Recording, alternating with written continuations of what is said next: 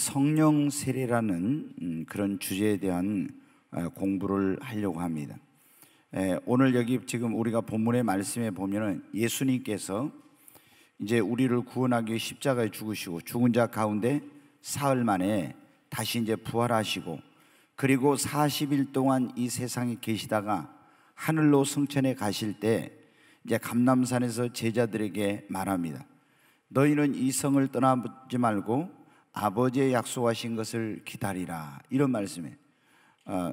요한은 물로 너희에게 세례를 베풀었으나 너희는 몇 날이 못되어 성령으로 세례를 받으리라. 네, 여러분 어때요? 여기서 지금 예수님께서 제자들에게 당부를 해요. 지금 이 예루살렘 성을 떠나지 말고 아버지의 약속하신 것을 기다려. 뭘 기다리라는 거예요? 성령을 기다리라는 거예요. 그래서 요한은, 여기서 이 요한은 세례 요한을 말하는데, 세례 요한은 와서 사람들에게 회개의 세례를 줬어요. 그래서 이제 사람이 구원을 받으면 그때 예수님 오시기 전에 회개의 세례를 받고 회개하고 이제 하나님을, 예수님을 믿어야 되는 거예요. 그런데 요한은 너에게 물로 세례를 주었지만 너희는 이제 뭐로 세례를 받아야 한다고요? 성령으로 세례를 받으리라.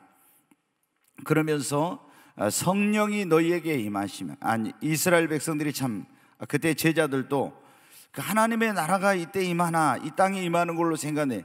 이 하나님의 나라가 임하는 거, 또 이스라엘 나라의 회복, 이런 것은 너희에게 그렇게 관심을 두지 말고 너희는 성령의 세례를 받으라는 거예요. 너희에게 성령 임하면 너희가 권능을 받고 예루살렘과 온 유대와 사마리아 땅까지는 내 증인이 되랴. 그래서 이제 여기서 성령 세례라는 말이 나옵니다. 원래는 이 세례라는 말이 우리는 이제 씻는다 이런 의미인데, 원어에는 성령의 침례. 그래, 침례라는 것은 물에 잠기는, 물 세례는 물 속에 완전히 잠기는 건데, 성령 세례는 성령 침례를 말하는데, 그래서 성령으로 완전히 잠겨지는 것을 말하는 거예요. 그런데 지금 예수님이 승천하실 때 믿는 사람들에게, 잘 기억해요, 믿는 사람들에게 성령 세례를 받으라겠습니까? 안 믿는 사람에게 받으라겠습니까? 믿는 사람에게 받으라겠죠. 그러니까 우리가 이 성령 세례는 안 믿는 사람에게 받으라고 하는 것이 아니라 믿는 사람에게 이제 성령 세례를 받으라고. 그러면 우리가 예수를 믿고 구원받는 사람은 먼저 무슨 세례를 받냐면 물 세례를 받아야 돼요. 이 물 세례는 뭐냐면은 내가 이제 예수님을 나의 구원자와 주님으로 믿었습니다. 그것을 하나님 앞과 그리고 천사들 앞과 모든 하늘과 땅과 땅 아래 있는 모든 것들 앞에 자기의 그 믿음을 고백하고, 내가 예수로 말미암아 이제 죽고 장사 되었다고 하는 것을, 내 사람을 장사 지냈다고 하는 것을 물세례를 받으면서 이렇게 하는 거예요. 그런데 물세례만 받고 성령 세례를 안 받은 오늘날 그리스도인들이 너무나 많은 거예요. 자, 여러분 어떻게, 왜 그러냐? 그럼 어떤 사람들이 이렇게 많이 가르치, 예수를 믿고 구원받은 사람은 다 구원받을 때 성령 세례를 받았다, 이렇게 가르치는 거예요. 대부분이 이렇게 가르쳐요. 저도 그래서 옛날에 예수 믿고 구원받았으니까 나는 성령 세례를 받았다고 하고, 어떤 부흥사 목사님들이 와서 성령 받아라, 성령 세례 받아라 그러면 굉장히 잘못됐다고 생각했었어요.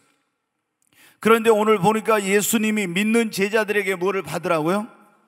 성령 세례를 받으라고. 그럼 예수님을 안 믿는 사람에게는 우리를 뭐를 받으라고요? 물 세례를 받으라고 했을 때, 예수님 안 믿는 사람한테, 예수님 안 믿는 사람한테 뭘 받아요? 구원을 받으라고 하죠. 그렇죠? 구원을 받으라고, 구원. 그리고 구원받은 다음에는 먼저 뭔 세례를 받아요? 물 세례 받고 그 다음에 성령 세례를 받는 거예요. 그렇죠? 예수를 안 믿는 사람은 먼저 뭘 받아요? 구원을 받아야 돼. 그러니까 우리가 불신자들에게 전도하면서 구원받아야 된다, 예수 믿고 구원받아야 된다, 이렇게 하잖아요. 예수 안 믿는 사람은 구원을 받아야 돼. 그럼 구원받은 사람은 이제 물 세례를 받고 그 다음에 성령 세례를 반드시 받아야 합니다. 여러분 구원 받았습니까? 진짜 받으셨어요? 그러면 이제 물 세례 받았습니까? 성령 세례 받으셨나요? 이제 받았는가 안 받았는가 한번 점검해 보십시다. 좀 이따. 자, 거기 이제 예수님께서 제자들에게 모아놓고 하셨던 말씀인데, 암송 구절이라고 있네. 이런 걸 암송하면 좋습니다. 아마 이제 다음에 이걸 우리가 책으로 만들어지면 그때는 다음에 성령 세례를 공부할 겁니다. 암송 구절을 암송해 오세요. 그리고 그때는 이 책을 읽어가지고 오라가고, 이런 이제 순종에 대한 책을 읽어가지고 오세요. 무슨 책을 읽어가지고 굉장히 아주 강도 높게 철저하게 그렇게 제자 훈련을 시켜요. 근데 여기서는 연세 드신 분들도 있기 때문에 책 읽어가지고 독후감 써가지고 뭐 해가지고 오라 하면, 아이고 목사님 나는 머리가 아파서 막 이렇게 하니까 제가 지금 주일날 저녁에는 슬슬 하는 겁니다 지금. 네, 원래 이 제자 훈련은 스파르타식으로 강력하게 하는 거예요. 제가 7년간 제자 훈련을 시켰는데 어떤 마음으로 제자 훈련을 시키냐, 우리 교회는 예수의 특공대를 만드는 특전사. 그리고 군대에 가면 어떻게 돼요? 똑같은 사람이 군대를 갔는데, 여러분 보병 그냥 일빵빵이라고 하면 보병 훈련 받고 나오면요 그냥 이 보통 군인이 되는 거예요. 그런데 이 사람을 이제 좀 더 강한데 해병대에다 보내면 어때요? 돼요? 똑같은 사람인데 귀신 잡는 해병이 되는 거예요.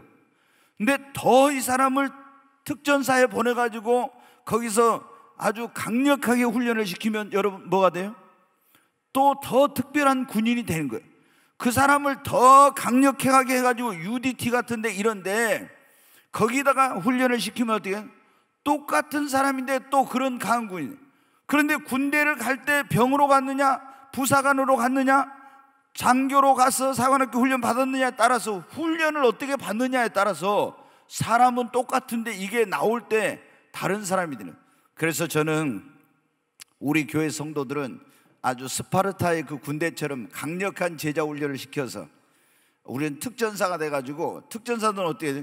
비행기로 갔다 어디다 그냥 다 퍼놓으면 거기서 떨어져가지고 다 임무를 수행하고 오듯이, 광야 같은 세상에 우리 성도들은 강력한 이 하나님의 십자가의 특전사가 되게 해야 되겠다 이랬는데, 오늘 여러분 어떻게 표정을 보니까 지금 귀신 잡는 해병 또 특전사 같습니까? 네, 강력한 여러분 그리스도의 십자가의 군병들이 돼야 됩니다. 네, 무장이 돼야 돼. 우리가 말씀과 성령으로 무장을 해야 됩니다. 하나님의 전신갑주를 입으시기 바랍니다. 자, 암송 구절이라고 나와 있는데 거기 한번 같이 읽겠습니다. 내가 아버지께 구하겠으니 그가 또 다른 보혜사를 너희에게 주사 영원토록 너희와 함께 있게 하리니. 네, 여러분 예수님이 그랬어요. 내가 하나님 아버지께 구하겠으니 그가 또 다른 보혜사를 너희에게 주사 영원토록 너희와 함께 있게 하리니. 여러분 여기 보면 보혜사라는 그런 말이 나와요. 이 보혜사라는 말은 원어적인 의미로 곁에서 돕는 자다, 그런 의미예요. 곁에서 돕는 자. 그런데 예수님이 그런 말씀을 하셨어요. 뭐라고 했냐면, 내가 또 다른 보혜사를 너희에게 보내. 아버지께 구하여 또 다른 보혜사. 그럼 이 보혜사라는 곁에서 돕는 자를 말하는데, 예수님이 지금 이 땅에 계실 때는 제자들에게 보혜사예요. 곁에서 도와주는 거예요. 근데 예수님이 가시면은 내가 가고 너희 곁에서 너희와 영원토록 함께하며 너희를 도와주고 이끌어줄 또 다른 보혜사를 보내겠다. 그분이 누구예요? 성령님이랑. 그는 너희와 영원토록 함께하는. 예수님은 우리와 영원토록 육신으로 함께하지 못해요. 왜? 승천에 가시니까. 근데 그분이 가셔서 아버지께 구하여 우리에게 누구를 보내시겠다고요? 보혜사 성령을 보내시겠다고 한 겁니다. 그러니까 예수 믿는 사람들은 지금 하나님과, 지난번에 제가 그런 설교를 했는데, 누구를 통해서 하나님과 동행하는 거예요? 성령님을 통해서. 예수님과 동행하는 성령을 통해서 여러분 동행하는 겁니다. 네, 여러분 그러니까 예수 믿고 구원받은 사람은 반드시 뭘 받아야 한다? 성령을 받아야 된다. 자, 거기 한번 같이 내용을 읽어보겠습니다. 우리를 구원하러 이 땅에 오신 예수님은 십자가에서 우리 죄를 짊어지고 죽으시고 부활하셨습니다. 그리고 하늘로 승천해 가시면서 성령을 기다리라고 했습니다. 아멘. 네, 예수님은 이 땅에 오셔서 우리의 죄를 짊어지고 대신 죽으시고 죽은 자 가운데 사흘 만에 부활하셔서 이제 우리에게 구원의 길을 열어주셔서, 그리고 하늘나라로 가시면서 제자들에게 이 성을 떠나지 말고 아버지의 약속한 뭐를 기다리라? 성령을 기다리라는. 그럼 성령이 임하면은 너희가 성령의 세례를 받고 권능을 받아서 내 증인이 되리라고 말씀했습니다. 자, 성령님은 누구시냐? 그러면 한번 사도행전 5장 3절 4절을 보겠습니다. 같이 읽습니다. 베드로가 이르되 아나니아야 어찌하여 사단이 네 마음에 가득하여 네가 성령을 속이고 땅값 얼마를 감췄느냐? 또 땅이 그대로 있을 때에는 내 땅이 아니며 판 후에도 네 마음대로 할 수 없었더냐? 어찌하여 이 일을 내 마음에 두었느냐? 사람에게 거짓말한 것이 아니요 하나님께로다. 처음에 왜 너 성령을 속였느냐 그랬어요. 자, 초대교회에 아나니아와 삽비라는 부부가 있었어요. 근데 바나바라는 사람이 막 땅을, 그때 초대교회 성도들이 굉장히 가난한 사람들이 많았거든요. 왜? 예수를 믿으면 유대인들이 막 집에서 쫓겨났어요. 응? 굉장한, 우리나라도 이제 초창기 기독교가 들어왔을 때 그런 일이 많이 있었죠. 쫓겨나고 막 이렇게 되니까 이 사람들이 가난한 사람들이 많아. 그래서 이제 이 그리스도인들 가운데 돈 많은 사람들이 막 이렇게 헌금하고 또 막 재산을 그걸 바치고 막 이런 일이 일어났습니다. 그런데 아나니아와 삽비라가 이제 하나님 앞에 자기의 소유를 팔아서 바치겠다고 이렇게 했는데 이게 어떻게 된 거예요? 팔아가지고 얼마를 감춰놓고 사도 베드로한테 와서 이게 전부라고 거짓말을 한 거예요. 근데 거짓말 했을 때 사도 베드로는 우리가 말하는 성경에는 이 지식의 말씀의 은사라고 나와 있는데 그게 뭐냐면 투시의 은사예요. 딱 보니까 어떻게 돼요? 금방 알아버린 거예요. 투시의 은사를 가지면 그러면 저 사람이 거짓말하고 있거나 안 하고 있거나 그냥 알아요. 근데 거짓말 한다는 걸 알았어요. 왜 너 성령을 속이냐? 이게 성령을 속인 것이 결국에 사람에게 거짓말한 것이 아니라 누구에게 거짓말한 거라고? 하나님께. 그러니까 성령님은 누구라는 얘기입니까? 하나님이시라는 얘기예요. 성령님은 하나님이라는. 그러니까 우리가 삼위일체 성부, 성자, 성령은 다 성부 하나님, 성자 하나님, 성령 하나님 다 한 분 하나님이십니다. 그러니까 성령이 내 안에 있다는 것은 하나님이 내 안에 어떻게 한다는 거예요? 계신다는 겁니다. 아멘. 얼마나 이게 놀라운 일이니. 사도행전 16장 6절로 7절 같이 읽겠습니다. 성령이 아시아에서 말씀을 전하지 못하게 하시거늘 그들이 부르기아와 갈라디아 땅으로 다녀가 무시아 앞에 이르러 비두니아로 가고자 애쓰되 예수의 영이 허락하지 아니하시는지라. 여기 보면 처음에 성령이 아시아에서 말씀을 전하지 못하는데 나중에는 예수의 뭐라고요? 영이. 성령님은 무슨 영이다? 예수의 영이에요. 이 성령님은 하나님이시고 예수의 영이고, 그 다음에 창세기 1장 2절에 한번 보겠습니다. 같이 읽습니다. 땅이 혼돈하고 공허하며 흑암이 깊음에 있고 하나님의 영은 수면 위에 운행하시니라. 성령님은 하나님의 뭐라고요? 영이십니다. 그러니까 성령님은 이 하나님이시면서 예수의 영이면서 또 하나님의 신 하나님의 영이시라는 거예요. 아멘. 왜 제가 이런 말씀을 드리냐면요, 여호와 증인 있죠. 여호와 증인. 여호와 증인이라는 이단 있잖아요. 왕국회관 해가지고 맨날 이 사람들 전도하러 다니는, 두 사람씩 짝을 지어서 다니는 그런 사람들, 파수대라고 하는 그런 이 잡지를 팔면서 이 사람들은 뭐냐면 천국과 지옥이 없다고 이거를 부정하는 그런 사람이에요. 그러니까 이단이에요. 예수님이 천국이 있고 지옥이 있다 했는데 자기들이 천국 지옥이 없다. 사랑의 하나님이 어떻게 인간을 지옥에 보냈어요? 지옥은 없다. 괜히 이것은 겁을 주기 위해서 막 원어를 갖다가 대면서 막 이런 말을 합니다. 그리고 이 사람들은 뭐냐면 성령이 뭐라고 얘기하면 성령은 하나님이 아니고 하나님의 영도 아니고, 이건 성령은 예수의 영도 삼위일체 하나님이 아니라 여호와의 영이는 삼위일체를 부정해. 이거를 성령을 뭐라고 하냐면 하나님의 영향력 혹은 이걸 능력이라고 이렇게 말해요. 그러면 성경에 보십시오. 좀 이따 나오겠지만 너희는 성령을 근심시키지 말아겠죠. 그러면 성령이 영향력이거나 능력이거나 이런 근심을 해요, 안 해요? 못하죠. 근데 지정의를 가지고 있으니까 그게 안 되면은 지정의를 가지고 있는 인격을 가지고 계신 분이기 때문에 성령님은 우리가 성령을 거역하거나 또 모독하거나 이렇게 하면 성령님은 어떻게 돼요? 근심하게 되는 거예요. 그래서 이 여호와의 증인들은 조금 전에 읽었던 사도행전 5장에 있잖아요. 그의 말씀을 딱 펴가지고 이렇게 하면은 꼼짝 못해. 이 사람들이 막 영향력이 능력이 바람 같은 존재고 막 이렇게 말해요. 근데 원래 원어의 성령이라고 하는 퓨누마 또 이런 그 의미가 바람이다, 공기다는 그런 원어적인 의미는 똑같아요. 그런데 그런 말을 하는 거. 그래서 이 사람들은 어떻게 돼? 이 성경을 펼쳐 딱 하면은 싹 다른 데로 피해 가고. 그리고 이 여호와의 증인들은 또 이제 이단이라고 하는 것 가운데 하나가 뭐냐면, 사람이 죽으면은 다 영혼이 소멸돼 버린다고. 이 제7 안식일 교회도 마찬가지야. 이 사람들을 지옥을 부정해. 그리고 영혼 멸절설, 영혼 소멸설을 주장해. 우리 영혼 불멸설이에요. 사람은 죽어서 흙으로 가지만 성경에 보세요.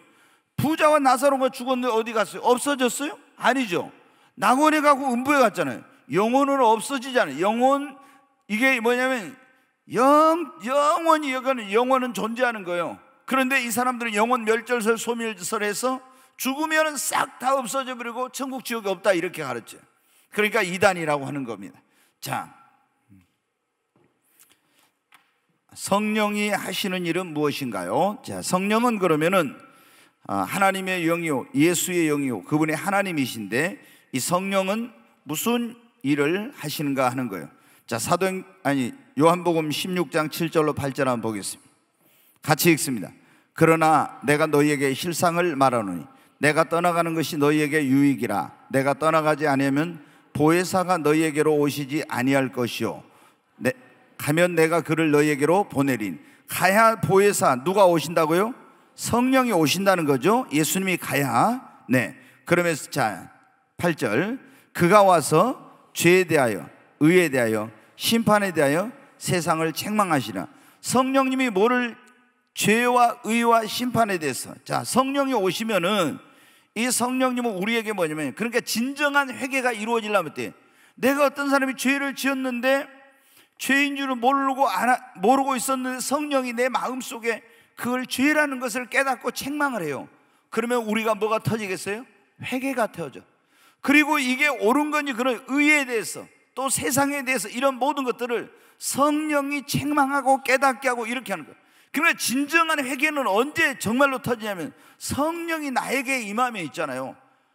우리가 의지적으로 하나님 앞에 내가 이런 잘못을 하고, 하나님 이런 잘못했습니다 이렇게 하는 거하고, 성령이 임해가지고 죄를 깨닫게 하고 막 꼬꾸러지고 눈물 콧물 쏟아지면서 회개하는 이런 회개하고는 틀려요. 얼마나 철저하게 회개가 되는지 몰라요. 막 성령 임하면 어떤 분이 그런 얘기는, 엄마 젖꼭지 세게 물은 것까지만 생각나가지고 그것까지 회개했다고 그러는데, 여러분 어때요? 그 영화의 필름이 한 장면이 쫙 지나가는 것처럼 계속 성령이 막 역사하면요, 어렸을 때부터 옛날에 지은 죄 이런 게 막 생각나면 다 지나가면서 막 계속 회개하는 거예요. 그러니까 어떤 경우는 막 몇 시간씩, 그리고 성령 임하면 옆에 누가 있으면 우리가 죄를 회개할 때 사람 의식해가지고 그렇게 막 제대로 못하는데, 성령 임하면 누가 있는 거 없는 거 잊어버려요. 그리고 이 나쁜 놈이 막 이 죽이려니 막 이러면서 있잖아요. 막 통곡하면서 성령 임하면 회개하는 그런 역사가 일어나요. 근데 이런 성령으로 말미암아 진정한 회개를 하고 나면은 내 영혼이 시원해지고 깨끗해지는 걸 느껴요. 아멘. 자, 성령은 먼저 우리에게 죄와 의와 심판에 대해 깨닫게, 회개해가지고 누구를 믿게? 예수를 믿게 합니다. 네가 이런 죄인이고 이게 하나님 앞에 옳은 것이고 이렇게 한 것인데 네가 이렇게 하지 않으면, 그 죄를 해결치 않으면 너 지옥 간다, 심판받는다, 이런 걸 깨닫게. 그래서 우리가 누구를 믿게 되겠어요? 예수를 믿고 구원받게 되는 것입니다. 성령이 아니고서는 죄를 깨달을 수가 없는 거예요, 원래. 자, 그 다음에 성령님은 우리를 어떻게 하는가? 요한복음 거기 보여주세요. 같이 읽습니다. 그러나 진리의 성령이 오시면 그가 너희를 모든 진리 가운데로 인도하시리니. 여기 보면 성령님은 무슨 영이에요? 진리의 영이라겠죠? 진리의 성령이 오시면 그가 너희를 모든 어디로? 진리 가운데로 인도해. 성령은 우리를 진리 가운데 인도해 주십니다. 성령님은 진리의 영이십니다. 그 다음에 이제 그 밑에 또 나와 있죠. 그가 스스로 말하지 않고 거기 좀 놔둬봐요. 네. 그가 스스로 말하지 않고 오직 들은 것을 말하며 장래 일을 너희에게 뭐라고요?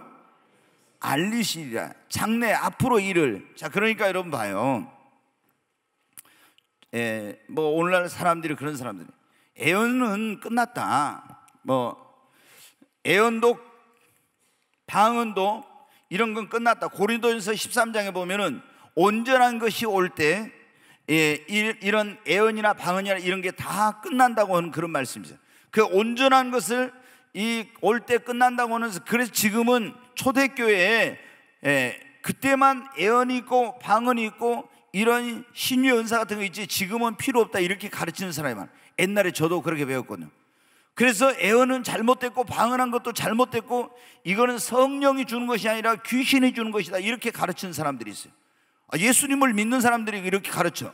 그러면은 왜 이제 이런 문제가 생기냐? 그러면은 이제 여러분이 이렇게 전도하거나 어떤 교회 다니는 사람과 만나 보면은 우리 교회 목사님은 예언한다고, 우리 교회는 방언한다고.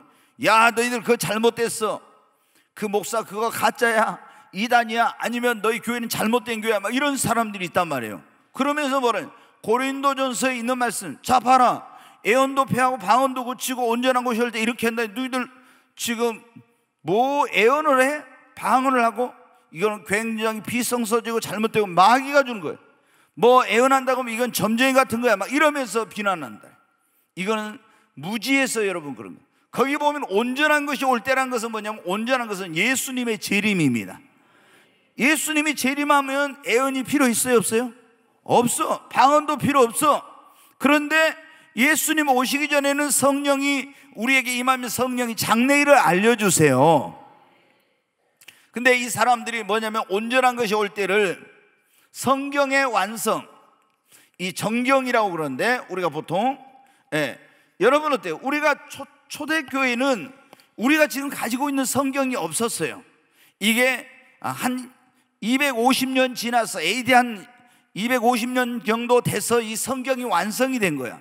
그럼 그때는 이 그냥 바울이 보낸 서신, 베드로가 보낸 서신, 마가가 보낸 서신, 마태가 보낸 서신, 이런 것이 따로따로 흩어져 있었는데, 이런 것들을 수백 년 동안 검증을 하고 정말 이게 하나님의 말씀으로서 가치가 있고 성령의 감동으로 기록되었느냐, 이런 걸 해가지고 몇백 년이 지나서 이것을 구약의 39권, 신약의 27권에서 66권의 성경이 완성이 된 거예요.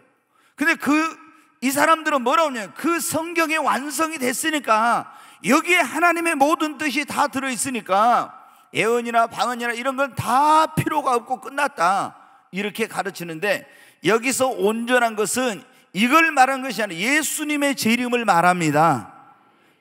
우리가 이런 걸 알아요. 그래가지고 이런 모르다가 야 봐, 온전한 것이 올 때 여기 다 이거 폐한다겠냐. 근데 너희들 방언하고 너희 목사 예언하고 이러면 어떻게? 이건 잘못된 거야, 이단이라고 하면 딱 거기서 어떻게 돼요? 성경 지식이 없으면 헷갈리고 막 혼란에 빠지고, 우리 교회가 잘못됐는가 보다. 그래가지고 어떻게 돼요? 나 교회 옮겨야 될란가 보다, 뭐 이런 게 나와요. 여러분, 정말 우리 교회가 100% 완전한 교회는 아니지만 굉장히 여러분 성경적인 교회입니다. 여러분 그걸 알아야 돼. 한번 생각해보세요. 여러분이 성경이 완성돼, 정경이 완성돼, 예언도 폐하고 방언도 고치고 이런 교회 있어봐요. 그럼 여러분이 방언하겠어요? 안 하죠. 성령 세례 받아라. 이거 성령 세례는 예수 믿고 구원 받은 사람은 다 받아버린 거야, 이렇게 가르치는 목사님들이 얼마나 많은데, 이런 신학자들이. 그러면 여러분 어때? 예수 믿었으니까 난 성령 세례 받았다, 이래가지고 능력도 없는 삶을 살고 있는 사람들이 얼마나 많은지 알아요? 저도 옛날에 그랬거든. 저는 이런 과정을 다 하나님이 겪게 만들었어요. 정말로 이것이 성경적인가, 역사적으로 성경적으로 이런 것을 체험을 통해서 다 검증을 해보게 한 거예요. 그래서 누가 무슨 말 하면은, 예전에 저희 집사람이 무슨 말을 저한테 하면서, 여보 우리 좀 이거 이렇게 해요. 그러면 무슨 소리 하고 있어? 내 목에 칼이 들어와도 안 돼. 제가 그랬어요. 왜냐, 성경으로 검증되지 않으면 나한테는 어림도 없는 소리다 그거지. 제가 그렇게 철저히 성경적인 그런 사고를 가지고 있어요. 근데 이제 나중에 보니까 내가 목에 칼이 들어와도 안 된다는 거 해가지고 그게 다 맞는 게 아니었더라고요, 나중에 보니까. 여러분 어때요? 자, 성령이 임하시면 장래일을 어떻게 돼요? 알려주실 수 있어요. 아멘. 네, 우리가 이제 보통 예언이라고 그러죠. 이게 예를 들어서 목사가 예언을 한다, 그러면 이런 사람은 예언자라고 그래. 그런데 우리가 보면은 성도들 가운데도 예언의 은사를 받은 사람이 있어요. 그러면 이 사람은 그냥 예언의 은사를 받은 거야. 예언자는 아니고, 이렇게 구약으로 말하면 선지자가 예언자예요. 자, 그 다음에 이제 성령이 임하시면 어떤 일은, 거기 요한복음 14장 26절 나와있죠. 보혜사 곧 아버지께서 내 이름으로 보내실 성령, 그가 너희에게 모든 것을 뭐라고요? 가르치시고, 모든 걸 가르쳐. 그리고 내가 너희에게 말한 모든 것을 생각나게 하신다. 성령님이 모든 주님의 말씀을 가르치시고, 그러니까 성경을 읽을 때 여러분 어때요? 그래서 제가 이런 걸 알고 나서 그런 거예요.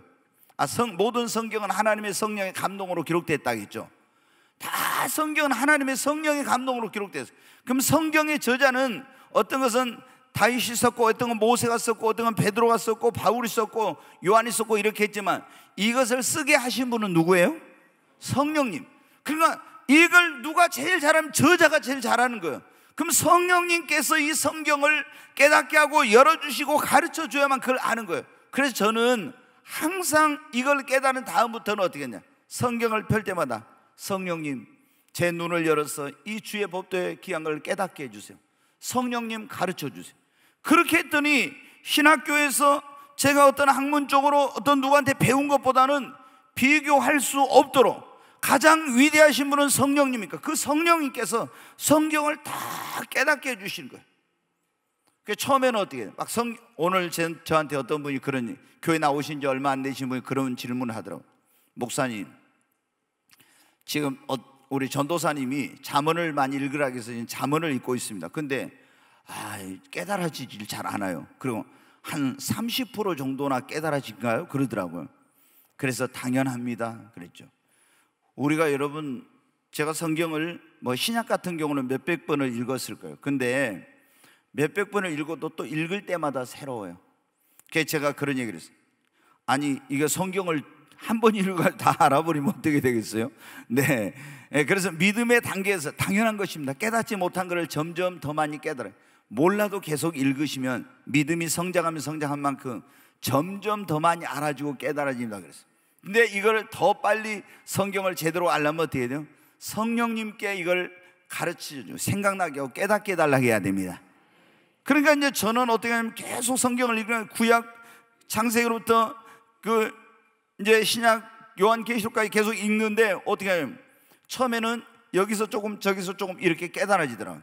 근데 흩어져 있던 포들이 맞춰진 것처럼 내 머릿속에서 창세기로부터 계시록까지 쫙 이게 파노라마처럼 성경이 펼쳐지고 깨달아지더라고.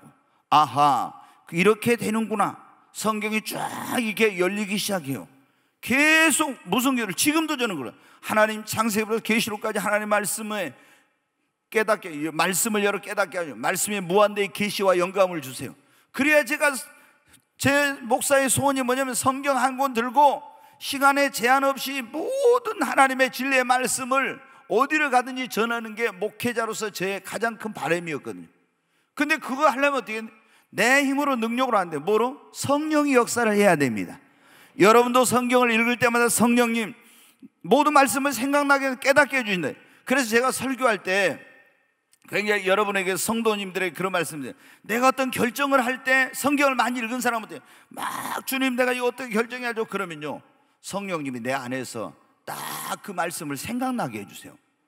오, 성경에 이런 말씀이 이런 환경과 상황에 적용이 되구나. 깜짝 놀랄 그 말씀이 딱 생각나요. 그리고 답이 딱 나오는 거예요.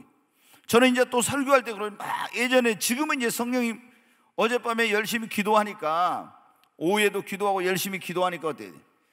153의 기적에 대해서 설교를 하네. 153, 제가 이름을 붙인 거 아니에요. 153의 기적, 이렇게 설교를 하라고.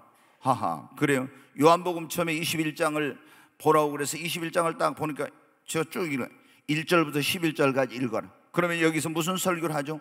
기도는 153의 기적. 그래서 이제 거기 보니까 153의 기적을, 그래가지고 오늘 설교를 한 거예요. 153의 기적이 뭡니까? 아무리 애쓰고 힘쓰고 노력해도 안 되는 것이 이루어진 게 153의 기적이다. 두 번째, 연속적으로 실패하고 실패했던 게 성공하는 게 153의 기적이다. 쭉 이거 설명을 주님이 나한테 가르쳐 주는 거예요. 그래서 여러분 어때요? 이런 게 어때요? 성령께서 다 생각나게 하고 알게 해주신. 그러니까 오늘 와서 이 설교를 들으면은 153의 기적 가운데 5가지 중에 안 들어간 사람이 하나도 없고, 해당이 안 된 사람 하나도 없어. 성령께서 주신 말씀은 다 해당이 돼. 그러잖아요. 인간관계가 깨어진 게 회복되는 게 153이고, 그 다음에 잃어버렸던 게 회복되는 게 되찾는 게 153의 기적. 그 다음에 실패했던 삶을 실패를 짓고 다시 일어나서 꿈과 비전을 가지고 나간 게 153의 기적이다. 여기 해당 안 될 사람이 있어요? 한 사람도. 그러니까 내가 주님이 주신 말씀 보면요, 한 사람도 빠져나가지 못해. 야, 진짜 너무 놀라워요. 예전에 제가 그랬어. 불신자한테 설교를 하면 주일날 오늘 복음적인 설교를 해야 되겠다 하면 전부 불신자 대상만 해. 근데 성령님 주신 메시지는 불신자든 귀신자든 다 들어야 돼. 그렇게 딱 얼마나 이분이 놀라운지 몰라요. 저는 감탄해, 감탄. 그러니까 오늘 딱 설교 듣고 나니까 가면은 뭐라고 하냐면, 사람들이 저한테 하면은, 목사님 어쩌면 오늘 저한테 꼭 들으라는 그런 말씀을 주세요. 그래요. 오늘 또 제가 이제 처음 오신 분 있잖아요. 우리 오 집사님이 해가지고 그 동생들 왔는데 그분 그런가. 그분이 그런 거예요. 목사님 꼭 나한테 들으라는 설교했다고. 근데 그분한테만 그래. 또 이제 아까 여기 안 집사님 그 동생하고 만나니까 오늘 꼭 목사님 자기한테 들으라는 설교했다. 다른 사람 만나면 또 꼭 그래요. 왜 그럽니까? 성령님께서 하는 거예요. 아멘. 네. 그 다음에 자, 곁에서 5번을 같이 한번 보겠습니다. 성령님은 곁에서 돕는 일을 하신다. 이 성령이 뭐라 했어요? 이 보혜사라겠죠. 이게 파라크레토스라고 해서 곁에서 돕는 자다, 그런 뜻이에요. 그러니까 성령님은 우리 안에, 항상 내 안에, 내 곁에서 나를 어떻게 하려고 계신다고요? 도와주려고 오신 분. 근데 여러분 보십시오. 자, 성령님은 무한대의 그런 IQ, 전지전능하신 하나님이세요. 그분이 나를 도와주려고 내 안에서 내 곁에서 계시는데, 내가 여러분한테 성령님 이렇게 도와주려는 분 냅두고 나 혼자서 막 해. 그럼 성령님 볼 때 여러분 어떻게 돼? 야, 성령님 볼 때 속이 터지, 답답하지, 그러잖아요. 그러니까 공부할 때도 돼. 성령님께 도와달라고 하면 성령님이 지혜를 주시고 총명을 주시고 얼마나 하겠어요. 우리가 뭘 사업을 할 때도 성령님께서 이걸 어떻게 해야 될지 도와주세요. 그럼 성령님이 사업에 대한 경영의 능력과 지혜를 주시고 모든 것을 성령님을 의지해야 돼. 그런데 목사는 설교하고 뭐 할 때 성령님 의지하는데, 우리 성도들은 야, 성령은 무슨 주의 일을 할 때나 필요하지, 내가 일상생활의 삶에서는 전혀 나하고 상관은 아니에요. 여러분, 저한테 사업하는 사람들이 많이 기도받으러 오고 상담하려고 막 해. 그럼 나는 사업을 한 번도 안 해봤잖아. 근데 자기들보다 내가 더 잘 알아요. 왜? 나는 경영학을 공부한 것도 아니고 경제학을 한 것도 아닌데, 그런데 지금 사업에 이게 뭐가 문제입니다 탁탁 알아내거든요. 뭐 어떻게 합니까? 성령님께 내가 물어봐. 성령님, 지금 이분이 사업이 안 되는 왜 안 됩니까? 아, 이거 문제가 뭐다 딱 가르쳐줘. 그러니까 여러분 어때요? 우리가 보혜사 내 곁에서 나를 도우시려고 하는 성령님을 의지하여 모든 걸 여러분 해야 돼요. 예수님이 가서 내가 너희를 위하여 뭐를 보낸다고요? 성령을, 보혜사를, 너희 곁에서 너희를 도와줄 자를 보내신다고 한 겁니다. 그러니까 여러분이 꼭 성령님께 먼저 물으시기 바랍니다. 목사님, 나는 뭐 물어봤자 성령의 음성을 듣지도 못하는데 그래도 자꾸 물어봐요. 그러면 어느 날 들려. 그런데 기절하지는 말아요. 갑자기 물어봤자 뭐 들리겠냐 했는데 갑자기 사랑하는 딸아 이렇게 하니까 갑자기 기절해가지고. 네, 여러분 어때요?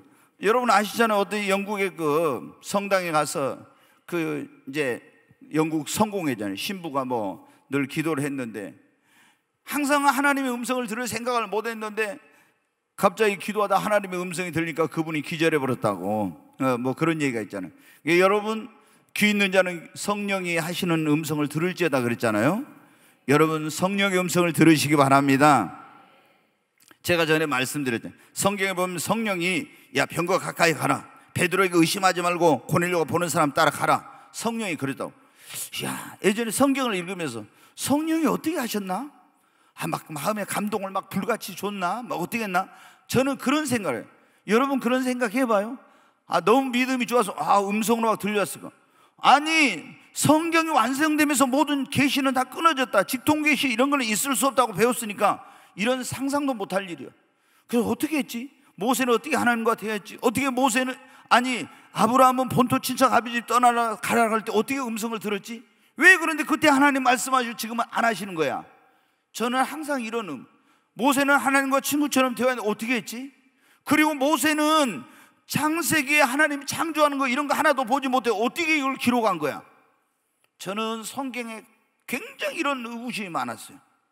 어떻게 근데 하나님께서 이거를 성령으로 보여주시고 가르쳐주고 깨닫고, 그리고 성령도 이렇게 말씀하신다.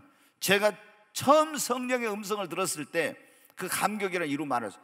98년 7월 24일 날 하늘이 열리고 25일 날 토요일인데, 매 토요일마다 기도원에 가서 금식하면서 하루 종일 무릎 꿇고 내일 무슨 말씀 전해요. 그리고 고개 쳐박고 계속 있어요.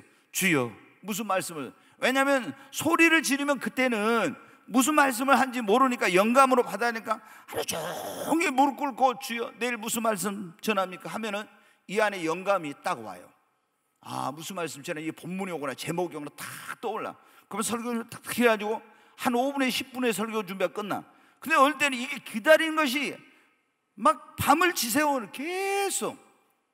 그런데 그날 성령이 24일 날 임하고 25일 날 기도원에 갈까요? 가지 말라 하는데 여기서 딱 음성이 들려. 여기서 제가 여러분에게 하는 것처럼, 사랑하는 종아, 너 오늘 기도원에 가지 말라고.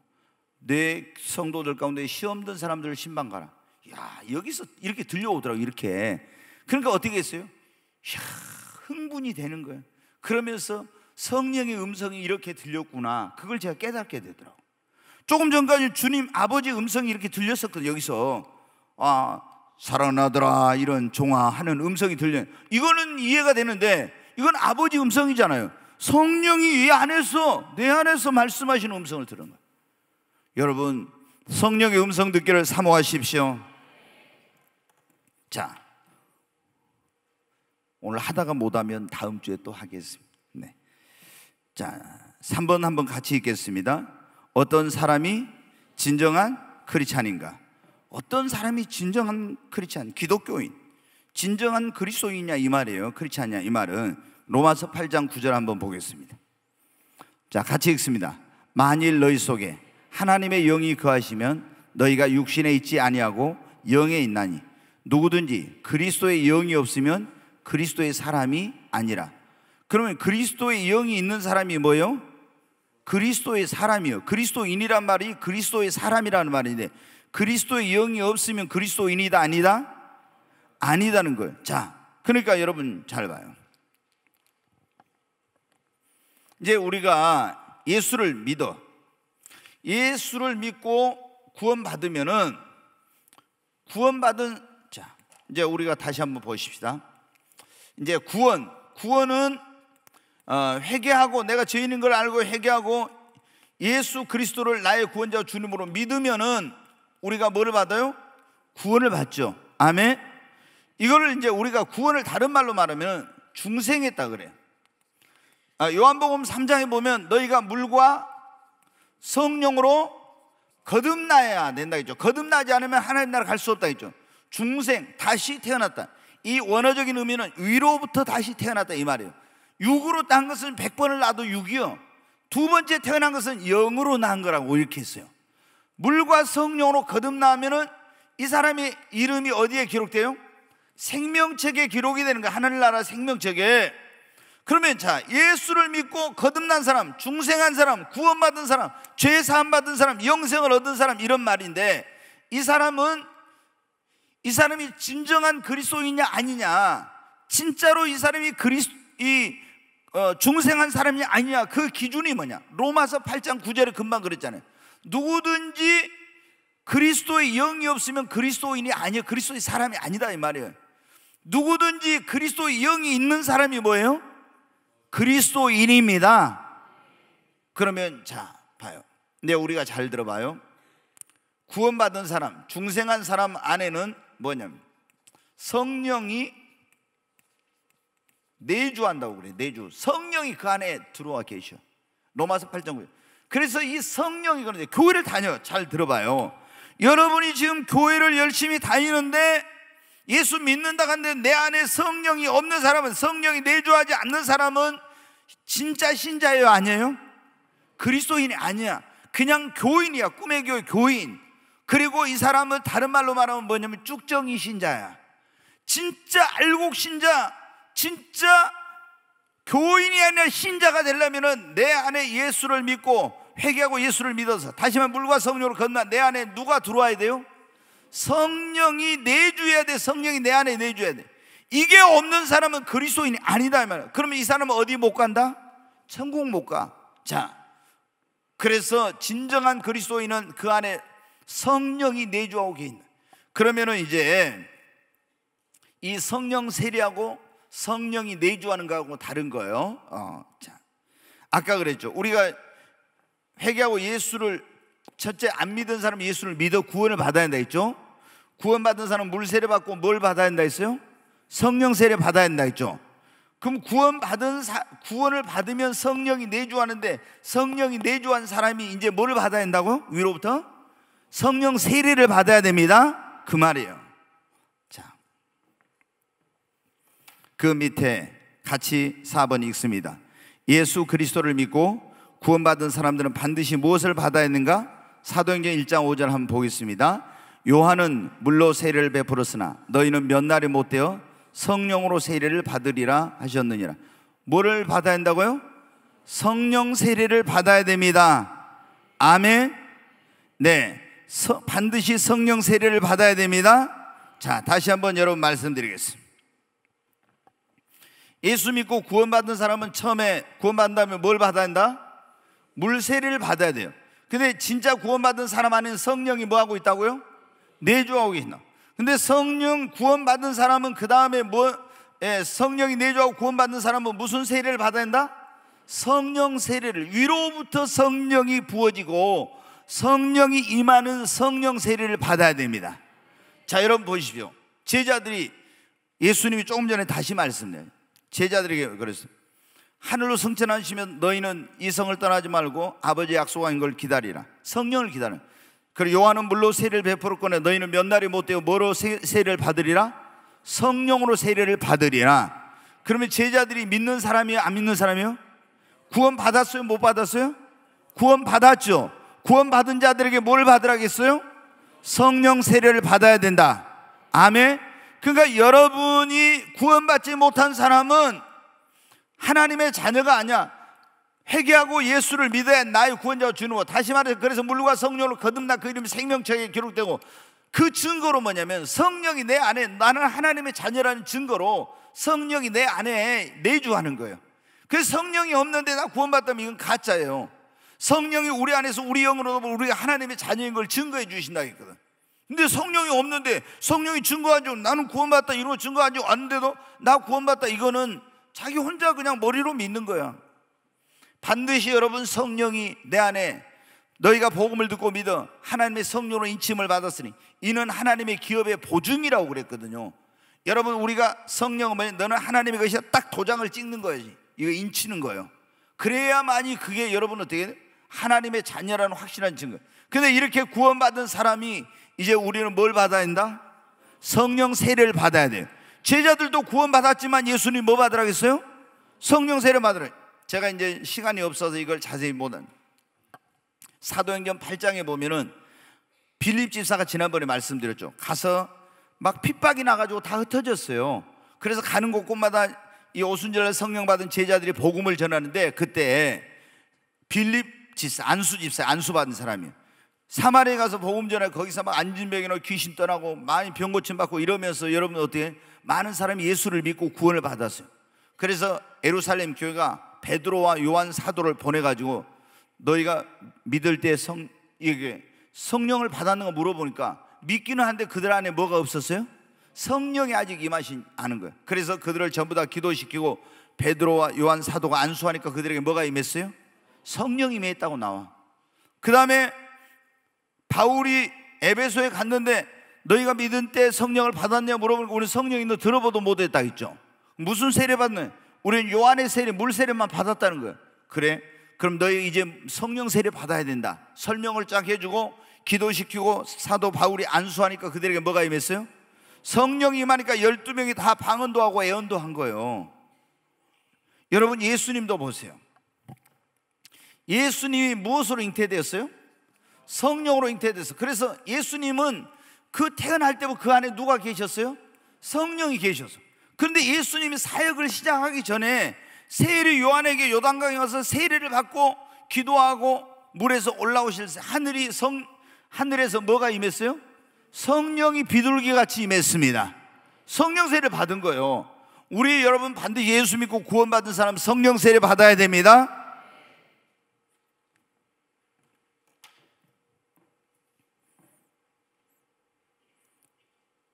자, 신자들은 왜 반드시 성령 세례를 받아야 하는가? 1번 한번 같이 읽습니다. 능력 있는 그리스도인으로 살아갈 수 있기 때문에 성령 세례 받아야 능력 있는 그리스도인으로. 사도행전 1장 8절 좀 이따 보겠습니다. 너희에게 성령 임하면 너희가 뭘 받고? 권능을 받고. 그래. 권능. 두나미스라고 해서 이건 뭐냐면은 어마어마한 그런 폭발력을 가진 다이너마이트 같은 이런 핵폭탄 같은 그런 능력을 말하는 거예요. 두나미스라고 해서. 그래서 성령을 받으면 우리에게 뭐가 임한다? 능력이 임해요. 능력이. 아멘. 성령이 내주한 거예요. 성령 세례를 받으면 우리에게 뭐가 임한다고요? 능력이 뭐지?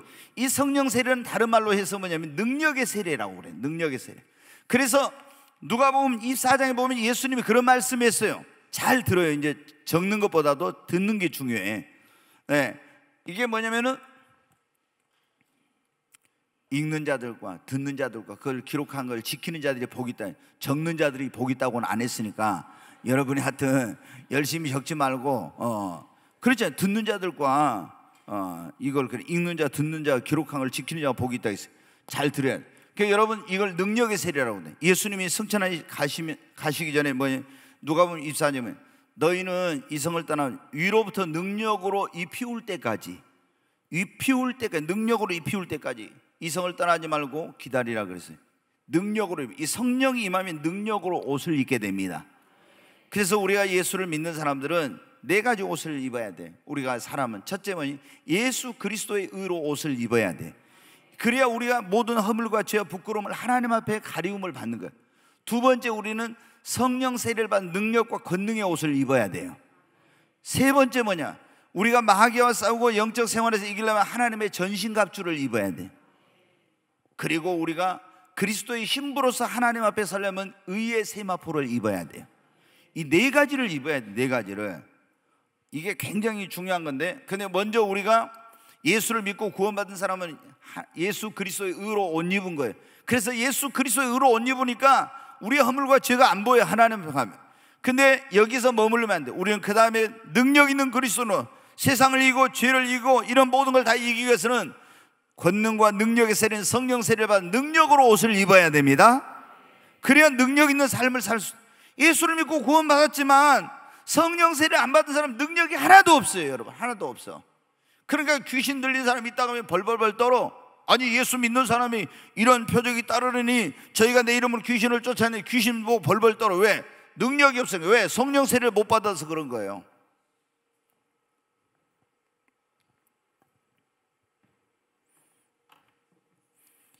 제가 이런 강의를 다른 데서 가서 있으면 목사님 정말 오늘 강의 막 기가 막힌 강의를 들었다고 하면서 한데, 여기 있는 분들은요 뭐 맨날 이런 강의 들으니까 뭐 이게 뭐 얼마나 이게 지금 중요한지도 모르고 저한테 뭐 별로 감사하다 이런 말도 없고 뭐 이런 게 지금 제가 이제 목사님들 가서 그 세미나 하잖아요. 그러면 그런 말을 할 때가 많아요.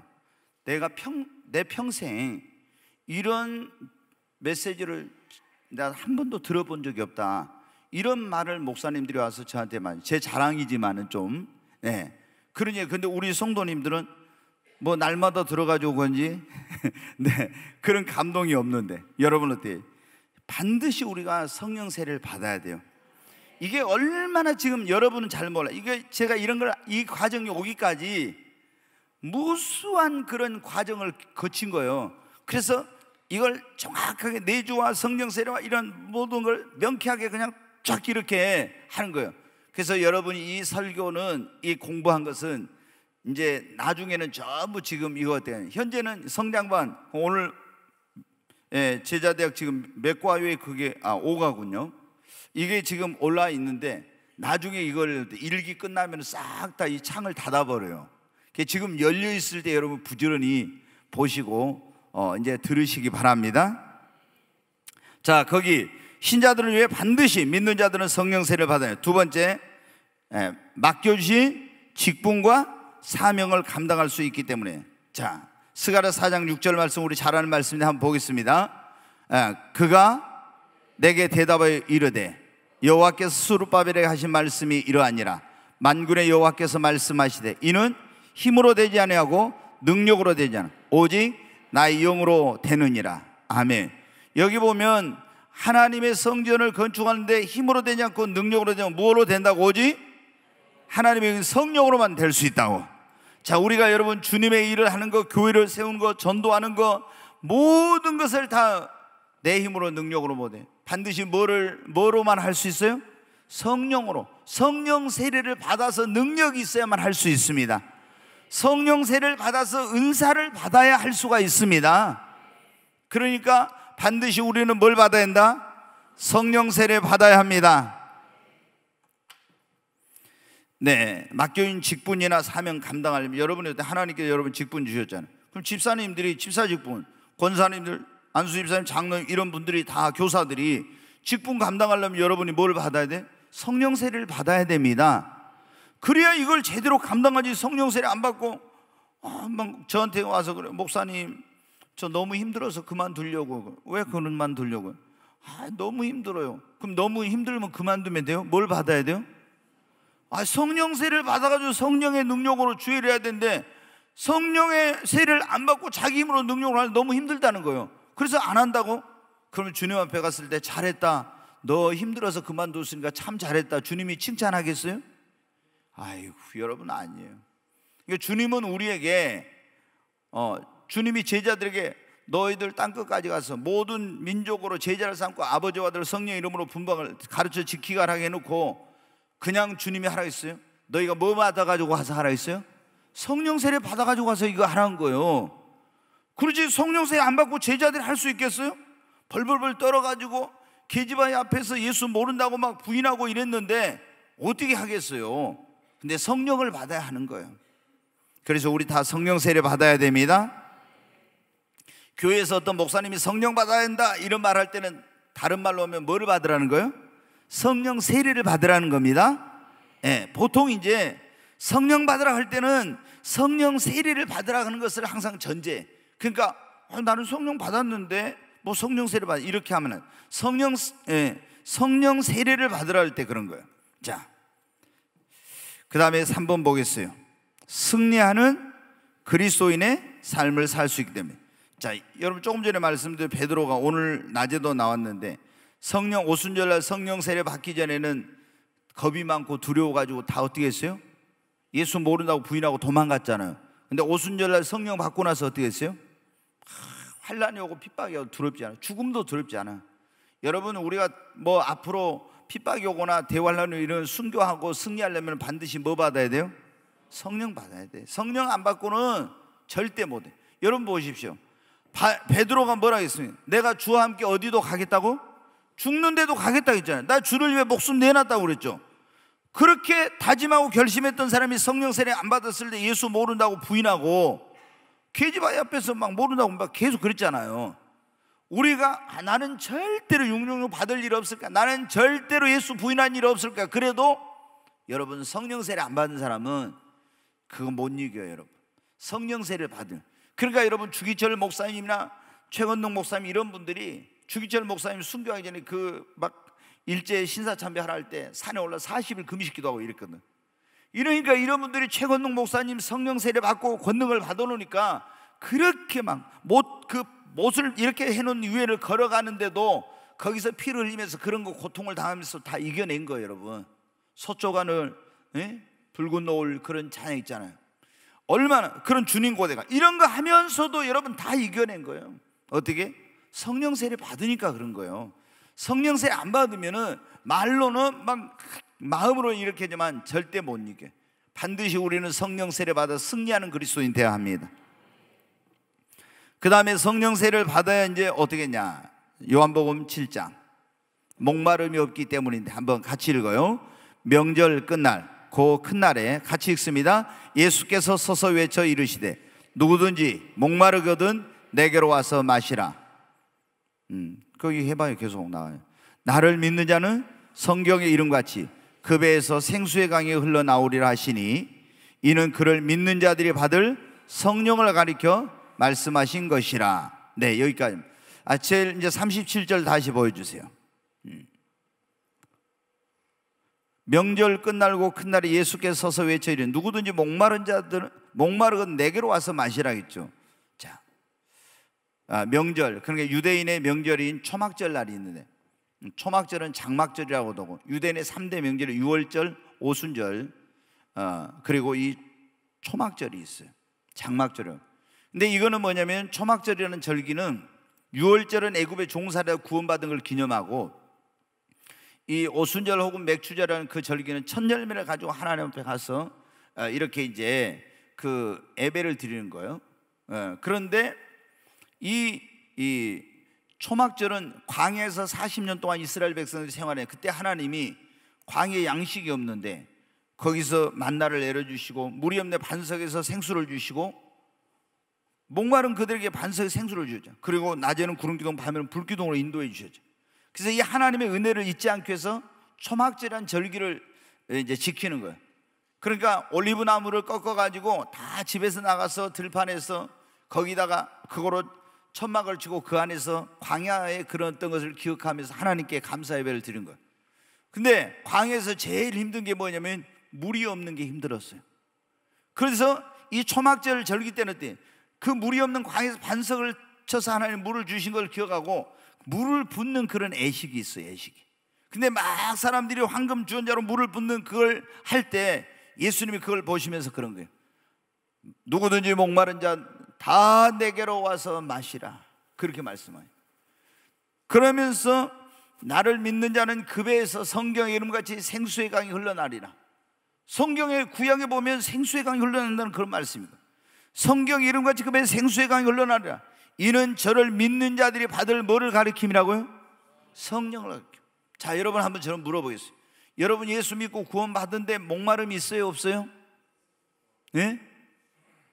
신앙생활 그냥 대충 개떡같이 하면요, 목마른 것도 목 안 마른 것도 없어. 그냥 목마르면 가서 저기 정수기에서 물 뽑아가지고 그냥 마시면 목이 안 말라. 그런데 진짜로 여러분 신앙생활 하려고 하면요, 영적인 갈망과 목마름이 있어요. 저는 처음에 이제 예수를 믿고 구원받았다면 교회 형식적으로 다녔다 있죠, 1년간. 그러다가 어떤, 지금은 그분도 목사 됐는데, 그분이 내가 학원에서 강의하고 있을 때, 강사님 예수 믿냐고 물어봐요. 그래서 난 교회를 교회 다닌 게 아니라 예수 믿고 구원 받았냐고 물어봐요. 내가 대답을 못하고, 교회 다닌 것과 예수 믿는 거 틀리다고. 그러니 이게 답을 못하고요. 이거 나는 보니까 그냥 교회만 다니는 게 예수 진짜 믿는 게 아니에요. 그래서 내가 이번에 예수를 믿든지 말든지, 하나님 진짜 살아계시면 믿고 안 그러면 안 믿어야겠다 해가지고 이제 하나님 앞에 그때부터, 하나님 당신이 진짜 살아계신 신이면 나한테 당신의 존재를 보여주, 내가 믿지, 안 그러면 나 이제 안 믿고 그만둘라. 대신 하나님 살아계신 걸 보여주면 나는 확실하고 진실하게 나는 하나님을 믿겠습니다. 그래서 내가 이제 예수를 믿었잖아요. 근데 예수 믿고 나서 처음에 얼마나 행복하니? 내가 죄 사함 받고 죽음도 두렵지 않고 처음에 구름 위에 떠가는 기분이었어요. 정말. 왜? 내가 죄인인데 구원받았으니까 얼마나 정말 행복한지 몰라. 근데 어느 정도 지나니까요, 그 구름 위에 둥둥 떠가는 것 같은 기분이 어디로 사라지고, 성경을 그렇게 많이 읽어도 계속 목이 마르고 갈증이 난 거예요. 성경을 제가, 신약 성경은요 며칠에 한 번씩 읽어버려서 그냥 계속 주야로 성경을 막 읽은 거예요. 막 얼마나 성경. 그런데 그렇게 성경을 읽고 해도 영적인 갈증, 목마름이 있는 거야. 이게 왜 이렇게 갈증 나요, 목마름이? 그래서 내가 신학 공부를 했어요. 왜? 이거 공부하면 갈증과 이 목마름이 없어진 줄 알고, 그래도 필요없어. 머리만 이게 지식적으로 안 하지 목마름이 안 없어. 누가 이걸 가르쳐 준 사람이 있어야지. 오늘 보면 뭐라 했어요? 목마른 자들은 다 내게로 와서 마시라고 했잖아요. 근데 이게 마시라는 것은 저기 정수기에서 물 떠다 마시라는 것이 아니라 뭘 마시라고 했어요? 성령의 생수를 마시라는 거예요. 아멘. 목마른 자는 다 내게로 와서 마시라. 나를 믿는 자는 그 배에서 생수의 강이 흘러나려요. 배에서 생수의 강이 흘러나 목이 마르겠어요? 안 마르겠어요? 안 마르지. 이는 저를 믿는 자들이 받을 성령을 가르쳐요. 그래서 제가 왜 이렇게 목마르지? 제가 행복한 그리스도인의 삶의 비결 막 책을 그런 거 다 읽어봐. 그리고 죄를 안 지으려고 마음으로 생각으로 죄를 지으니까 칼 같은, 얼마나 제가 누구한테 말을 못하고 막 서점에 가서 이런 죄를 안 짓고 승리하는 그리스도인의 삶을 비결, 이런 책들을 보고 막 얼마나 몸부림을 쳤냐면, 그리고 하나님의 뜻을 알아야 되는데 하나님의 뜻을 어떻게 알지? 그런 또 책을 보고 그냥 대충 제가 한 게 아니라 그렇게 한 거예요. 그래가지고 막 그런 고민을 막, 그래가지고 내가 보니까 목말라서 막 미치겠어. 그래서 봐보니까 예수 믿고 구원 받은 다음에 성령 세례를 받아야 하는데, 거기서는 예수 믿으면 구원 받으면 성령 세례 받았으면 성령을 구하지도 말고 이렇게 가르치는데, 이게 아니란 걸 알았어요.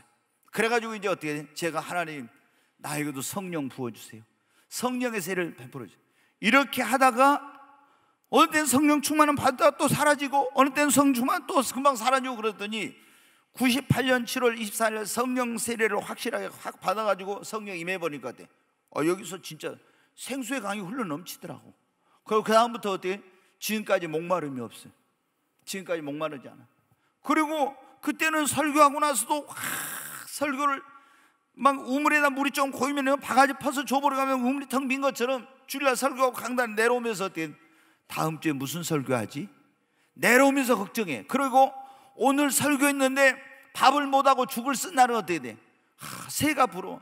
나도 새처럼 날개가 있으면 날아서 훨훨 저 아무도 없는 광야로 좀 날아가 볼 것인데, 이런 게 제가 얼마나 있었는지 몰라요. 그런데 여러분 어때? 성령 세례를 받고 나니까 어떻게 돼요? 설교할 걱정이 없어. 왜? 어젯밤에도 제가 그랬다 했잖아요. 기도 열심히 하고 있으니까 153의 기적 그렇게 하라고. 그러면 어떻게 돼요?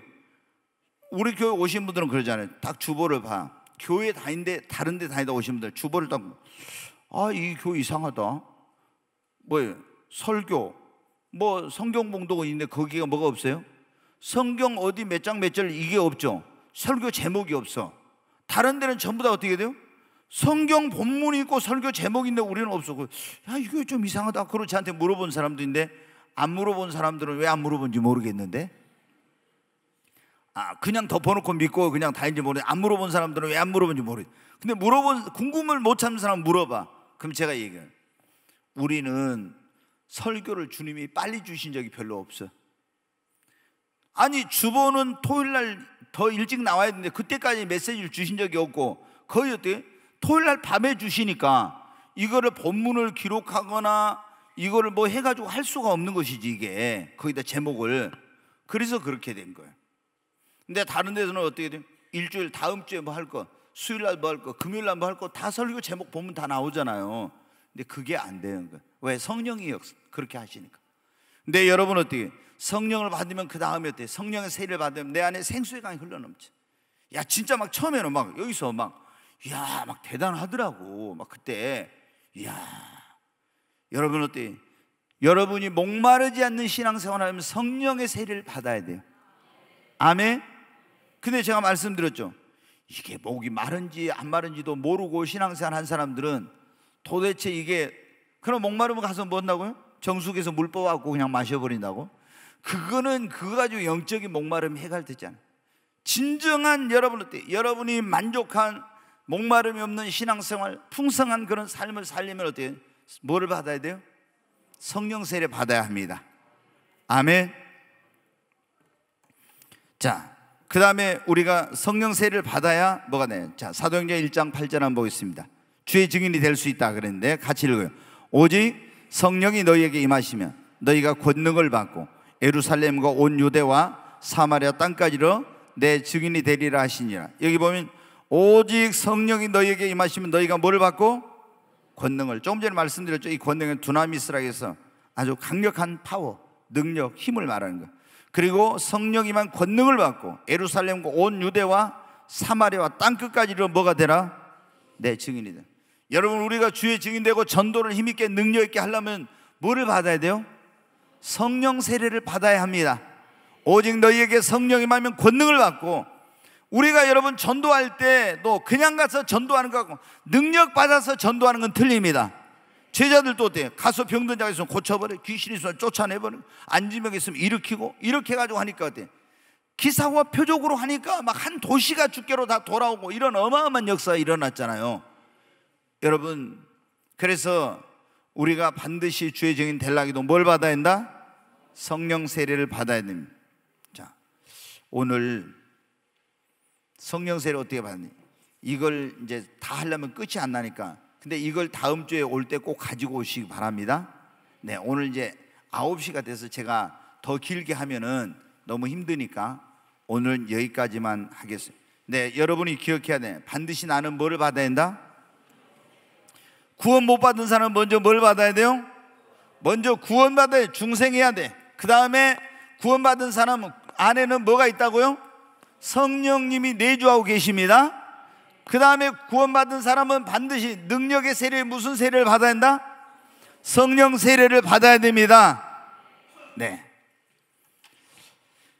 옆에 있는 분에게 한번 악수합시다. 우리 성령 세례 받고 능력 있는 그리스도인 되십시다. 아멘. 네.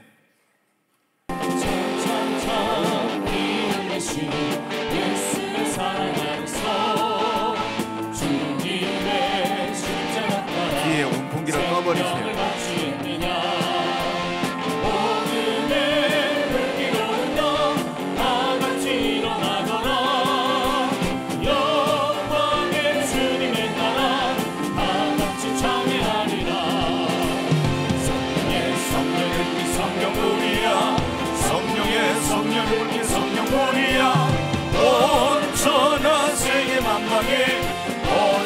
성령의 불길,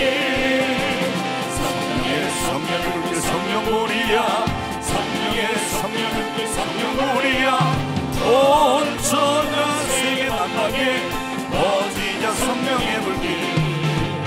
참참참 들려오는 구원의 근정 소리에 복음을 전하려면 인생을 각오하느냐. 구원을 성공이 되고 진리로 거두리로다. 우리는 천국에 가서 영생의 꽃이 되리라. 성령의 불길, 성령불이야. 성령의 불길, 성령불이야. 온 천하 세계 만방에 퍼지자 성령의 불길. 성령의 불길, 성령불이야. 성령의 성령불이야. 온 천하 세계 만방에 퍼지자 성령의 불길. 우리 두 손을 듭니다. 주여 세 번 외치고, 하나님 나에게 성령을 부어주시고 성령의 충만함을 주시옵소서. 성령의 세례를 나에게 베풀어 달라고 주여 세 번 외치고 간절히 기도합니다. 주여, 주여, 주여. 간절히 하나님 앞에 기도합니다. 하나님 나에게 성령의 세례를 베풀어 주시옵소서. 오순절 마가의 다락방의 제자들에게 급하고 강한 바람 같은 불의 혀가 갈라지는 같은 성령의 세례를 하나님 나에게도 베풀어 달라고, 성령의 세례, 능력의 세례를 베풀어 주시고 권능과 능력의 옷을 입혀 달라고, 목마른 내 영혼 안에 생수의 강이 흘러 넘치게 해달라고 간절히 기도합니다. 주여,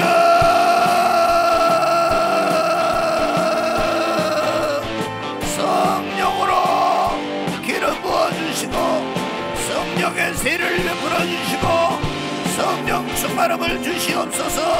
주여,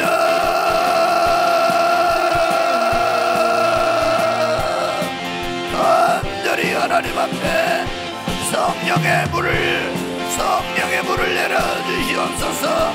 내 심령 안에도 생수의 강이 흘러 넘치게 하여 주시옵소서. 주여,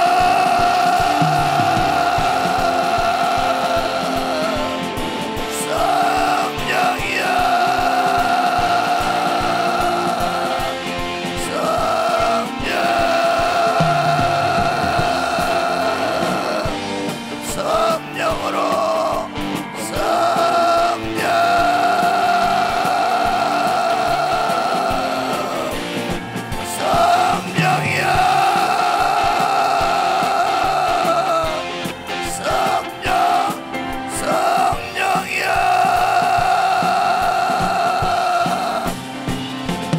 나에게 성령을 부어주시고 성령의 충만함, 성령의 기름 부음, 성령의 권능과 능력의 옷을 입혀주시옵소서. 오 주님, 나에게도 성령을 부어주시옵소서. 충만하게 부어주시옵소서. 주여,